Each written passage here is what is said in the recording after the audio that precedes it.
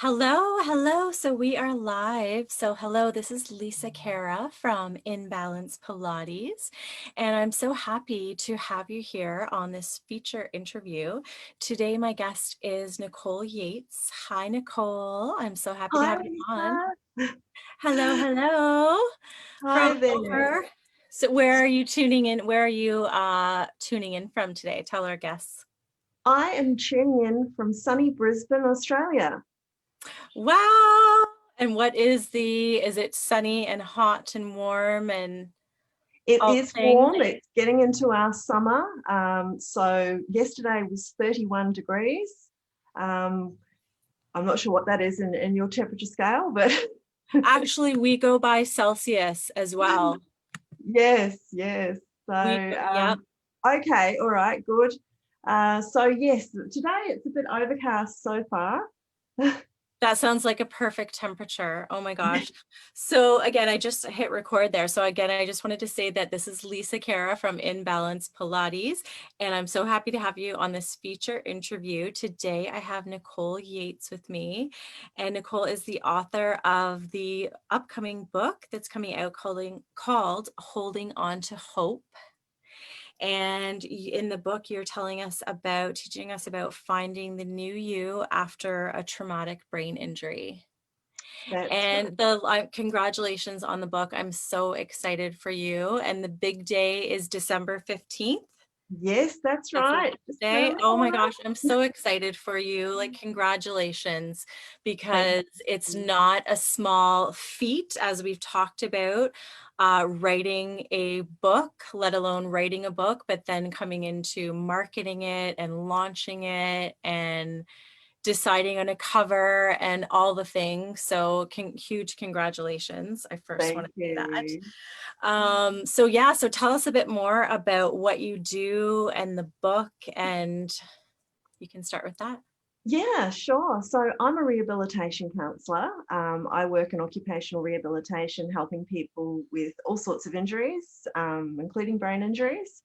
So physical or psychological injuries to basically find suitable work. And that can be going back to the job they had when they had the injury or finding new work because they can't go back to the job due to their injury limitations.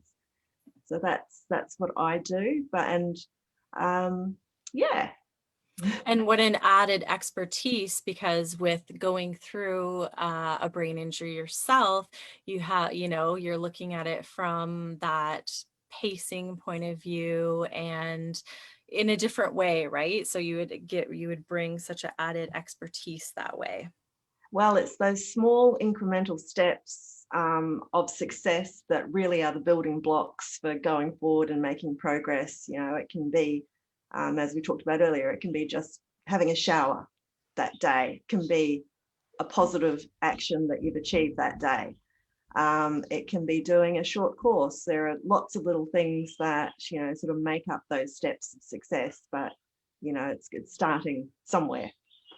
Exactly. I agree. And what I would always say is, finding those ways that you can be productive and positive. And yes, Mm, sometimes it is the baby steps and just looking at breaking down, maybe we have a goal of a certain function we want to attend or a certain number of hours at work or, of yes. completing a course online, whatever it is, looking at, okay, what do I want to get done that day? What can I maybe take out the day before, the day after to help pace that whole time period? Mm. And then just kind of being able to like cheer for ourselves along the way when we are able to have those days when things are going well and things aren't flaring up, and then the next day feels, things are feeling good as well.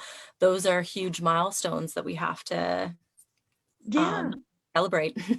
Absolutely, and managing injury barriers is, you know, it's a significant part of my book. You know, it's about that. How how do I do that next step? How do I, um, so many people sort of say to me, you know, about advocating, and, you know, they don't know how to advocate for themselves in a health system. You know, they don't know that they can ask for copies of reports. Um, they don't know who to reach out to help with deciphering what are suitable duties in the workplace. What is the this sort of goal that I can head for work-wise, employment-wise, and it doesn't have to be work, and not everyone is going to be able to get back to work, but everyone has some useful Duties. quality that they can utilize for the community. It can be voluntary work, it can be, that everyone has something to offer. 100%. And as well, just being able to still realize that, to be able to look at our purpose and we still have purpose, and to be able to turn injuries and challenges that have at one point could have held you back, to be able to, okay, where is the next purpose out of this? Or where is the bright side? Or where are the positive aspects of what's going on? And I mean, you were definitely able to do that with writing a book on the topic and being able to teach on that. Now, before we were talking about some of the things you incorporated in there to help out, and one was gratitude that you Yes. teach. And what are some of the other topics that you find really helpful? So I cover a whole chapter on managing injury barriers in my book, and that is around memory, memory strategies, memory tools. I've developed an app. I was just going to say, can I tell you how excited I am about your app that's coming out? So yeah, anytime, fire away. Tell us about that. Yeah, look, I'm super excited about this You too, must Lisa. be. It's it's quite groundbreaking stuff for people with brain injury. The app is developed specifically for people with brain injury. And it doesn't matter whether it's an acquired brain injury or traumatic brain injury. Generally, although they have lots of different names for brain injuries, generally the symptoms, or some of the core most common symptoms, are very similar. And that's memory issues, concentration issues are two of the biggest sort of roadblocks in recovery. So basically the app has been developed specifically for that purpose. It's also a communication liaison tool. So you can, if you're having support staff come in and support you to go to appointments and things like that, there is a linking facility in the app where you can invite your support person to the appointment. It's got memory brain training games in it. It's got, reminders that you can set. So if you need a reminder the day before or the hour before, or Oh, you wow. can earn rewards for, at the end of each week, you'll be able to see a summary of how much you've achieved. And, if you've completed all the tasks that you put in there, then, you get rewards. And yeah, it's great. Wow. And how was it finding your, like, getting into the app developer and all of that? Like, did you just have someone to go to, Oh, and, no. or did you No, have no. to? My specialty is allied health, Lisa, not technology. And so this whole process, writing a book, developing an app, has been an enormous learning process for me. So I interviewed about 5 different app development companies. And it was, there was one company called Lizard Global that sort of stood out for me. Okay. And I'm working with them on it. We've got another meeting via Zoom on Friday to look at the next stage. We meet every 2 weeks to look at the developments with it and brainstorm the next phase. And it will hopefully be out in January. Oh, that's amazing. Well, you'll have to come on again when it's all launched and we can share that out. And speaking of companies that you've worked with, we were talking before about when it comes to the book and publishing. So which route did you go with publishing and all of that? Yeah. Look, I looked into, going through a publisher. But I made the decision to self-publish in the end. It's arguably a lot more work, but it was, that freedom to be able to change things in the future as technology evolves, as, more learning comes to the fore, that I can actually change the contents of my book to stay real and stay live and current. Mm-hmm. Yeah. So yes, the self-publishing route was the one for me.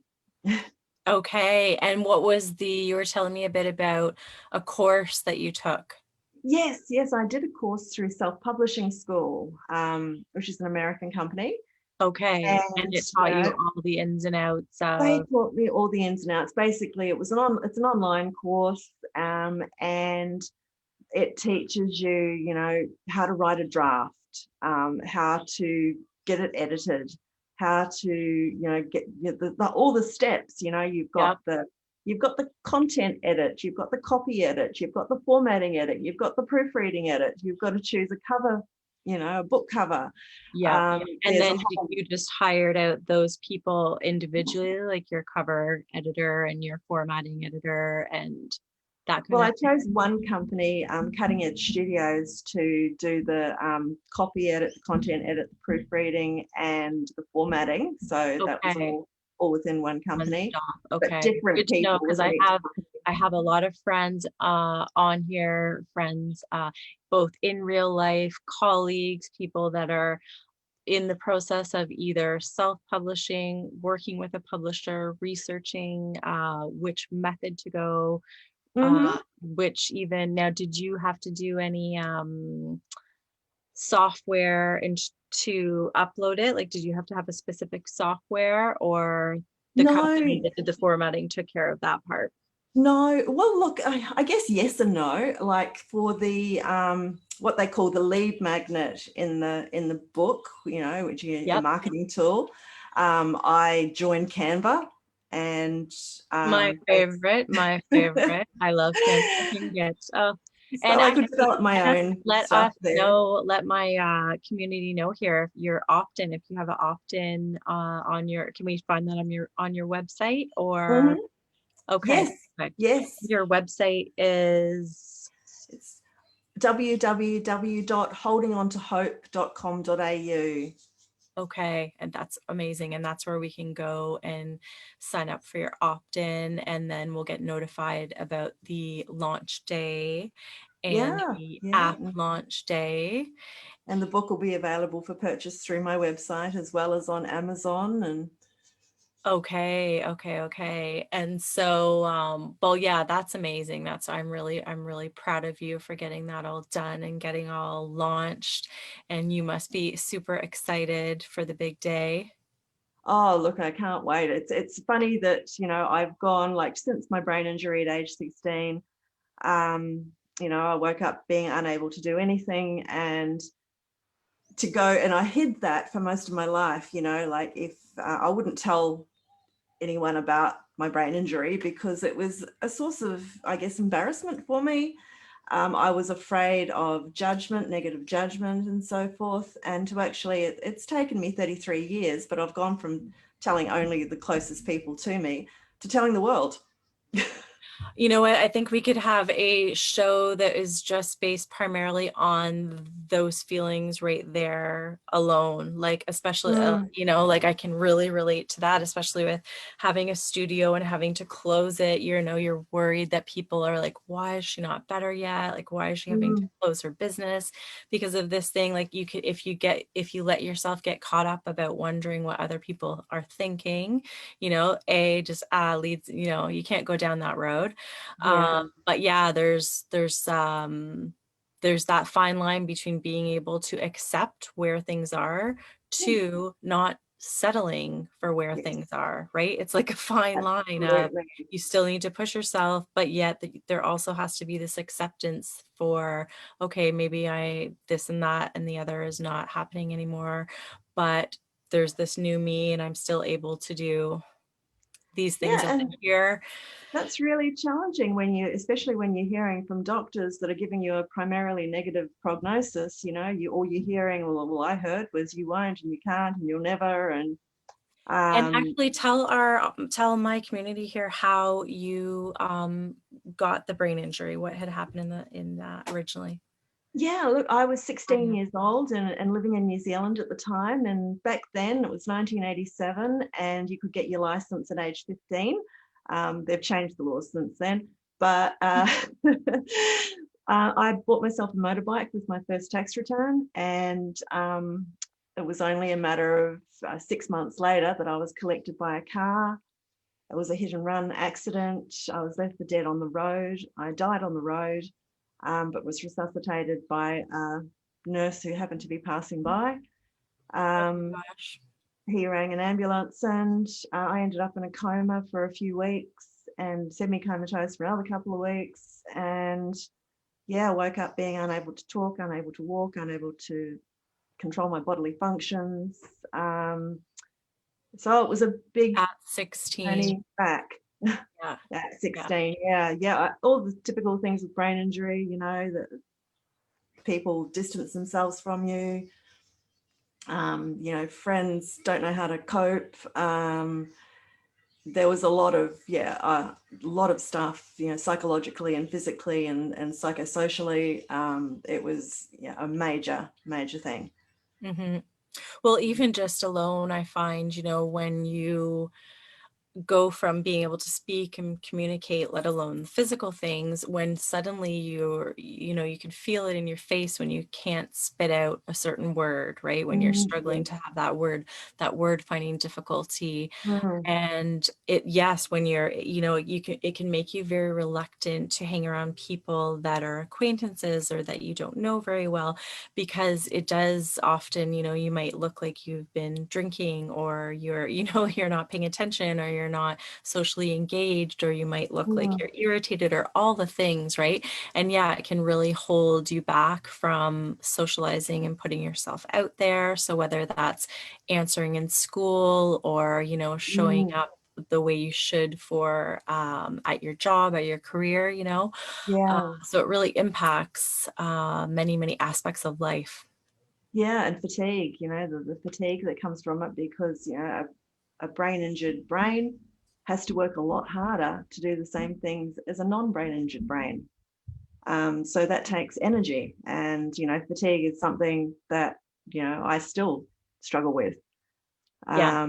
It can be a challenge to struggle with that in full-time work, but Yeah. you learn Yeah, strategies. depending on how busy we are, right? You can really feel those energy drains on the battery, right? Yeah. Yes, Still yes, being absolutely. mindful of pacing and things like that. And Yeah, which can, so it works sometimes, but, when you've got deadlines to meet and things like that, pacing, it can be more difficult to achieve. So you need to have other strategies in place too. And, for myself, when I'm writing reports and I know that I'm tired because I've made a dozen stupid mistakes before just earlier in from the day, doing taxing the battery too much kind of hello. thing. Yeah. Yeah. I triple check my reports, I triple read them Yeah. just to make sure that they're okay. Yes. Well, and you told, like, you thrive on that organization, and that's a good thing, knowing what the best atmospheres that we work in, right? So knowing that, yes, being organized, having that ability to double check and feel confident knowing that, well, I've checked things twice, or three times, so it's all good, right? Yeah, it really makes Right. a big And difference. also the flexibility to work from home as well. I mean, my employer knows about my brain injury only recently, but they do. And, so they know that background noise and things like that can really interrupt my flow of being able to work productively. And, if What there a is, blessing that alone is, having oh, employers yeah. that understand just that modification pacing aspect of Mm. things. Mm. My husband I'm like 95% better. I would say I'm totally better. But he was amazing at just having that inner empathy and understanding when there was too much going on in the periphery. Like, he would just Yeah. see my battery just from the wrong lights were on, or there was, ceiling fan or different, whatever it was that was stirring up those symptoms and causing Mm. flare-ups, right? So, and that's Yeah, the thing, like, when you have supportive people around you that can help you adjust and pace and still be productive, it makes a huge difference in absolutely. yeah. Yes. Yeah. And So having resources, like, with yourself and your day job that you do, like, just being able to have advocates like that. And I'm sure your book, you'll be able to turn around and help so many of your clients just with, being able to give that to them, an mm, app for sure, that's coming yeah. up. I find for myself, what we were just mentioning, and when things are starting to feel a bit chaotic that way, I find, and we've already talked about gratitude, but simply doing breathing exercises can be Mm. so good for just getting that inner calm and that inner peace. And, whether it's times where we're feeling anxiety or, whatever the case may be, even to times where we're using it for exercise. And you mentioned that you do Pilates, Yeah. so you know how important and how effective it is to use the breath to give you that stability and that support. So yeah, adding things like that can be very helpful. Absolutely. Like the medical model will keep you alive, but it takes a lot more than the medical model to reach your highest potential after a brain injury. And that's also part of the book.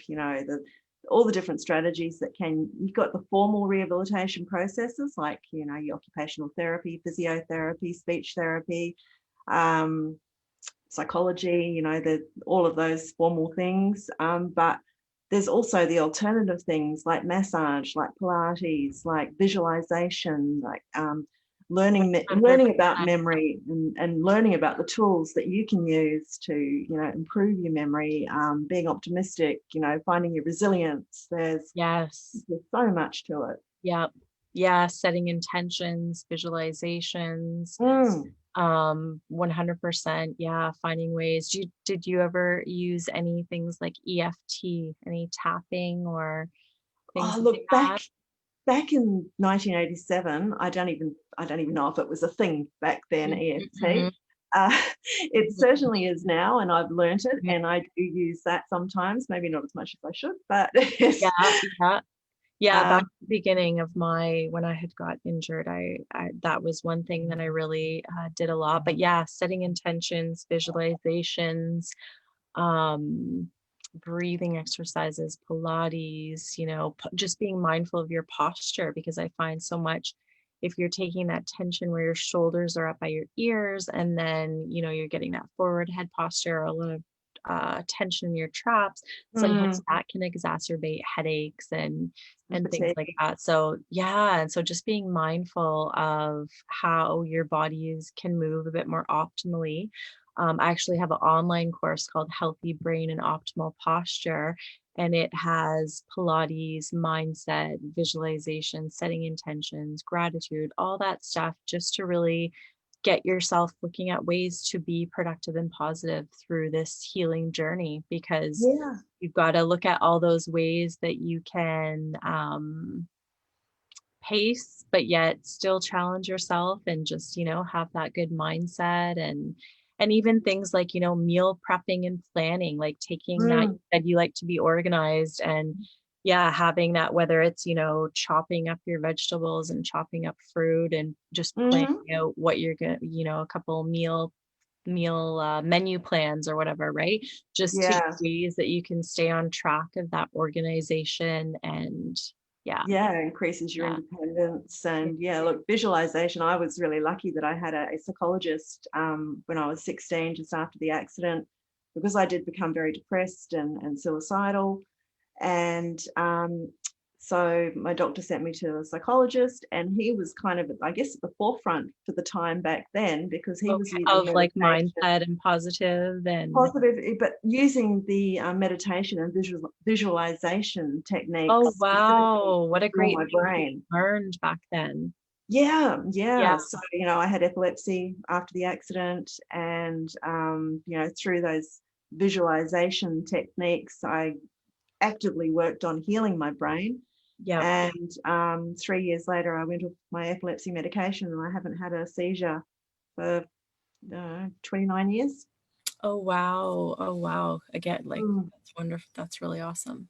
Yeah, yeah. Yeah, so yeah, I'm such a big believer in the power of the brain, and the whole neuroplasticity aspect. It's the stimulation that you give your brain that helps it heal, Yep. and it helps it make those new pathways. So new learning and challenging it in some degree is going to make room for those synapses to occur and new connections to be made. And 15 years later, after my accident, I was still making progress depending on the stimulation I gave my brain. Yep. Mm. Yep. One thing I liked that made me think of it was one of the things Jack Canfield teaches, the chicken soup for the soul. Oh, yes. Yeah. Is to write down 100 things that you've done in your life that you would deem successful. Mm-hmm. And so, thinking about what you're saying about being able to look at your wins and look at all the things, and then, yes, to take it to that whole pen to paper and write down, because sometimes we can so easily forget how far we've come and the accomplishments that we've made, especially if certain things are lacking, or if there's a big area in our life that we haven't been able to return to. Right? Yes. Whether it's a certain aspect of your career or taking care of the household or whatever it is, if you linger in that what you've lost feeling, like you really have to find the ways that you can stay in that. Okay, well, what am I still able to do? Where am I still able to make an impact, have a purpose, help other people, serve others, and stay around like-minded people that help that really flourish, right? Absolutely. And I cover that in my book too. Staying It's, in that bubble of who is in your energy bubble, who and what, yeah, what things you're talking about, thinking about, where are you giving your energy, right? Are you spending all day watching the news and yeah. letting yourself be bombarded? That the people around you, are they moving you further away from your goal or further towards your goal? Are your actions today moving you closer to your goal or further away from your goal? Having that at the back of your mind with each of the things that you're doing, is this actually taking me towards my goal? 100%. It's One of my critical. favorite mentors, Danelle Delgado, I do her book each day, which is called I Choose Joy. And aside from writing out 10 gratitudes, things that you're grateful, it's about focusing on those 3 goals. So again, writing out your goals every day, like ways that you can be laser focused, knowing what types of people you need to surround yourself with.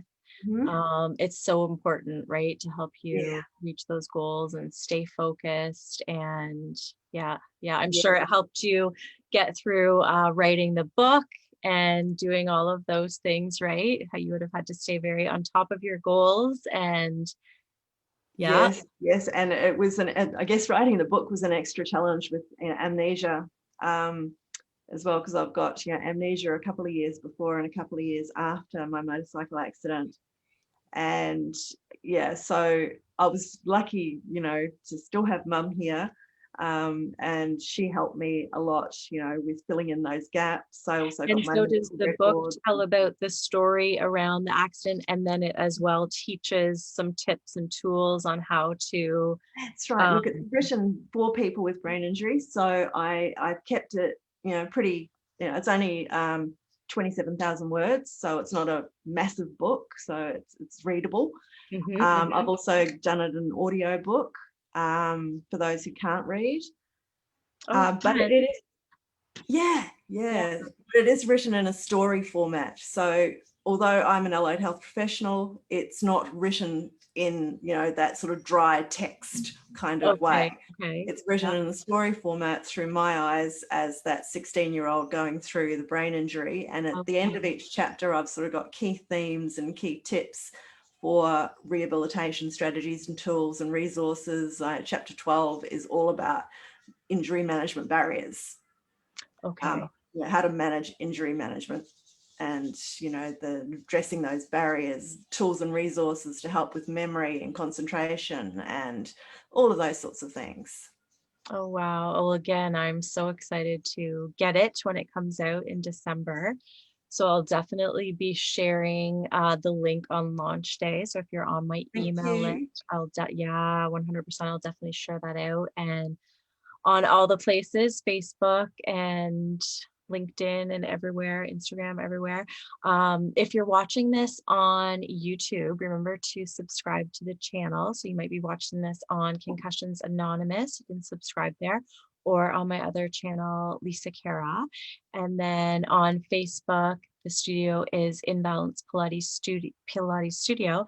And if you haven't yet joined our free group, it's called In Balance Pilates Community. So definitely join us there. We go through some of those breathing tips and exercise and posture. And then I always have just other different little giveaways with, again, I found meal prep really helped, like doing meal prep and planning. So giving you recipes and things like that, and then being able to let you in on these feature interviews, because I find it's such a pleasure to host people like Nicole, to get to learn about your book and your app and things that are coming up for you. I find it's so inspiring to know that even though, you know, we've gone through certain challenges, we're still very committed to like still making that impact and trying to serve others, and knowing what a challenge it was to go through so many of those symptoms, to be that pillar of like support for other people is really,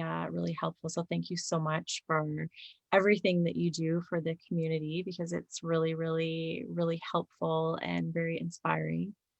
Thank you, Lisa. I'm really lucky. I love my job. I love what I do. So it's easy. Oh, nice. And again, you mentioned before your website, and then how do we find you on social media? Yes. So because, you know, the book is not quite out there yet, I do have a Facebook page that I've just got to hit the publish button on, and it's just holding on to hope. Everything is holding on to hope, because that's Okay, the key linchpin. I think that's, you know, holding on to hope is sometimes the only thing that helps us keep going. And yeah. that's why I chose the name for my company and my book. Yeah. Oh, I think it's a great name. I love it. And as I said, I love what you've done and what you're doing. And I'm so excited to share out the book. And yeah, I'm just really excited for you. So congratulations on everything. Let me know in the future if there's any way I can help you out, share out anything, because I can't wait to get the book. Yeah, okay. I can't wait to share it with you. Yeah, and have a virtual congratulations party, a virtual Yeah. celebration. Virtual book launch party. That's what it is. Yes, I will be having a book launch party. Yes, we might be able to Zoom you in. Yeah, that would be awesome. That'd be great. Well, thanks again. And everyone, thank you so much. Again, it's Lisa Cara from In Balance Pilates. It's been a pleasure to have Nicole Yeates on today with her book, Holding On to Hope. So we just want to tell you to have a lovely day, and let us know if you have any questions. We'll definitely circle back. If you have any questions, leave them in the comments. We'll be happy to come back and say hello.